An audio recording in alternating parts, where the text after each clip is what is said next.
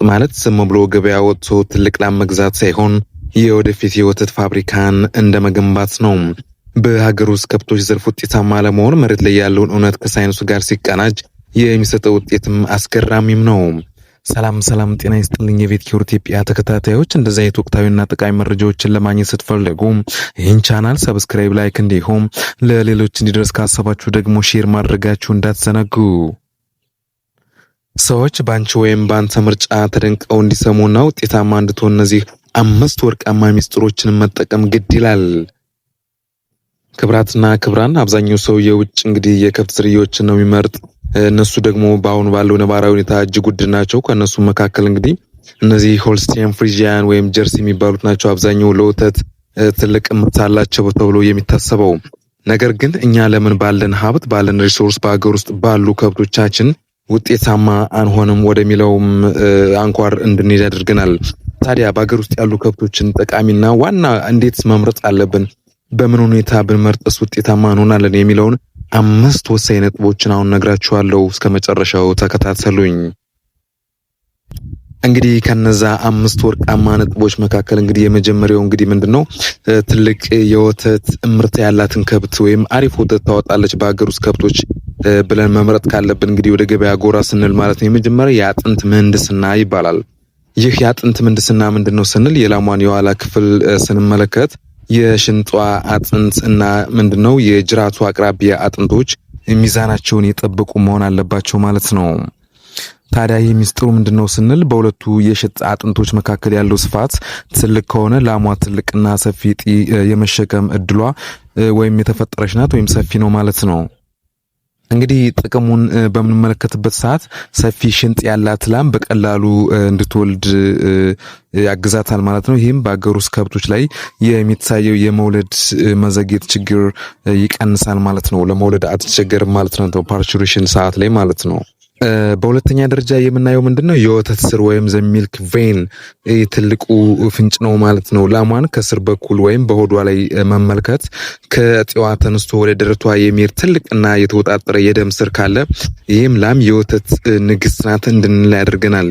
ለምንስ እንዴት ስንል ወተት የሚመረተው በደም ዝውውር አማካኝነት ስለሆነ በሆዷ ላይ ያሉት የደም ስሮች ጎልተው ከታዩ ወደ ጢው ከፍተኛ ደም የመፍሰስ እድሉ ሰፊ ነው ወይም ይሰፋን ማለት ነው። ይህ ደግሞ ቀጥታ ወደ ብዙ ሊትር ይለወጣል ማለት ነው። ክብራትና ክብራን እንዳይረዝምባችሁ እንግዲህ ፈጠን እያልኩ ነግራችኋለሁ። በሶስተኛ ደረጃ የምናገኘው ምንድነው የቆዳ ልስላሴና የፀጉር ውበት ነው። በአገር ውስጥ ከብቶች ጤንነትና ምርታማነት በቆዳቸው ላይ ይነበባል ማለት ነው።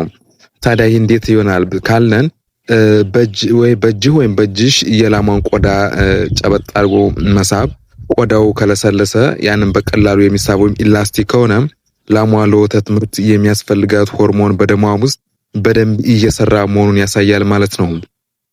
በተቃራኒው ደግሞ ስናይ ሸካራና ከስጋ ጋር የተጣበቀ ቆዳ ያላት ላም ግን አብዛኛውን የምግብ ለወተት ሳይሆን ለሰውነቷ ስጋ ብቻ ነው የሚውለው ማለት ነው። ክብራትና ክብራን ልብ በሉኝ።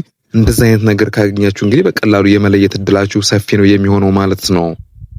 በአራተኛ ደረጃ የምናየው እንግዲህ የቪ ቅርጽ እቺ እንግሊዘኛዋ ቪ ቅርጽ ሚስጥር ወይም ዘ ዌጅ ኦፍ ሼፕ ምንለው ነው። ከፊት ስንመለከት እንግዲህ ጠበብ ያለ ደረት፣ ወደ ኋላ ስትሄድ ደግሞ ሰፋ ያለ የሚሄድ የሰውነት ቅርጽ ያላት ላም እጅግ ተመራጭ ናት ማለት ነው።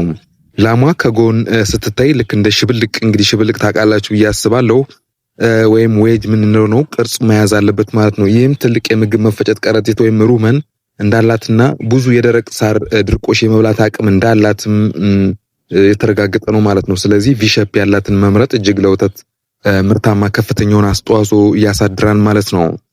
እንግዲህ ከ5ቱ ወርቃማ ነጥቦች መካከል በአምስተኛ ደረጃ የምናገኘው እንግዲህ ምንድነው የጢው ጥራት ወይም አደር ቴክስቸር ምንለው ነው።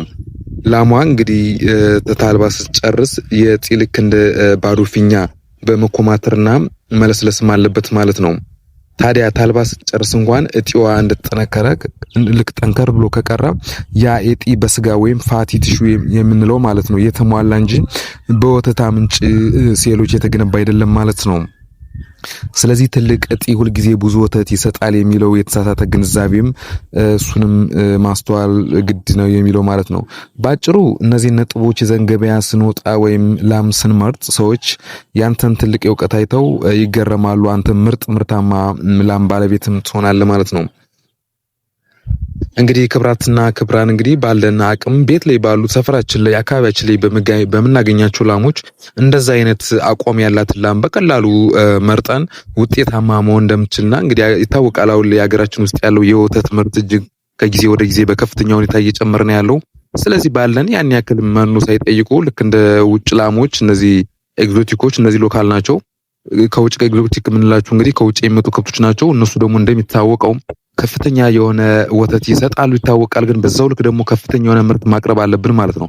እነዚህ ግን በሎካሎች ባለን አቅም ባለን ሪሶርስ ከጓራችን ቀጥታ አድርገን በምንሰጣቸው ሳሮች ከፍተኛ የሆነ የወተት ምርት ማግኘት እንችላለን ማለት ነው። ስለዚህ ክብራትና ክብራን እንግዲህ ከዚህም በኋላ በዚህ ትምህርት እጅግ ጠቃሚ ነው እንዳገኛችሁት ተስፋ አደርጋለሁ። ከተመቻችሁና ጠቃሚ ነው ካገኛችሁት ላይክ፣ ሰብስክራይብ፣ ሼር ማድረጋችሁ እንዳትዘነጉ። በሌላ አጀንዳ እስከምንገናኝ ቸር ቆዩልኝ።